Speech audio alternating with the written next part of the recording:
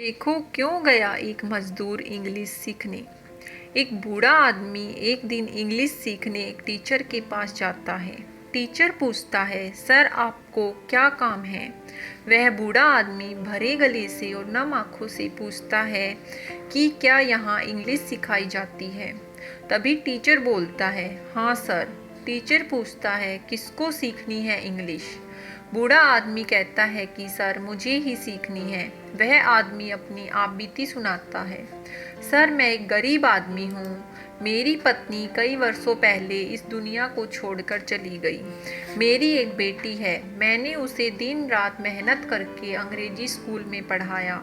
मेरे पास अपने लिए इतने पैसे नहीं थे कि मैं अपने लिए कभी नए कपड़े खरीद सकूं, लेकिन मैंने अपनी सारी इच्छाएं मार दी ताकि मैं अपनी बेटी की सारी इच्छाएं पूरी कर सकूं। मैंने उसे अपने हाथों से खाना खिलाया है, मैंने उसको अपना सारा टाइम दे दिया, लेकिन अब मेरी बेटी बड़ी हो गई है, वह पैसे भी कमाने लगी है, लेकिन अब वह मुझसे बात तक नहीं करती।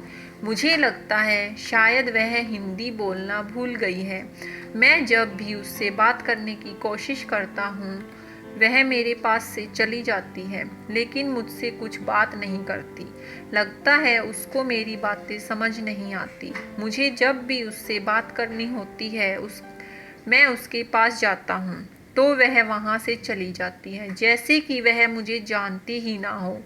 बचपन में वह पूरे समय मेरे पास ही रहती थी, मुझसे चिपक कर सोती थी और बोलती थी कि पापा मुझे डर लगता है, लेकिन जब मैं उसके पास बैठता हूँ तो वह वहाँ से चली जाती है।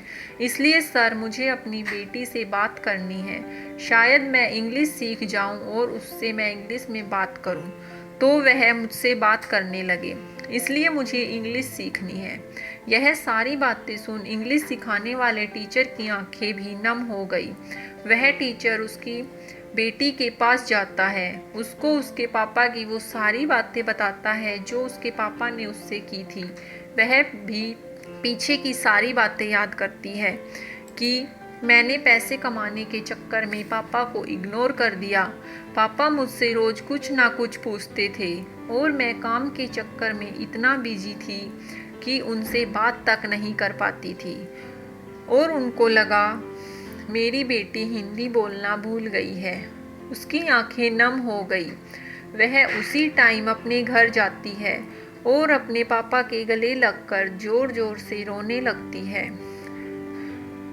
और अपने पापा से बोलती है कि पापा मुझे माफ़ कर दो, मैं पैसे कमाने के चक्कर में आपको भूल ही गई थी। पापा मुझे माफ़ कर दो। पापा बेटी दोनों की आंखों में खुशी के आंसू थे।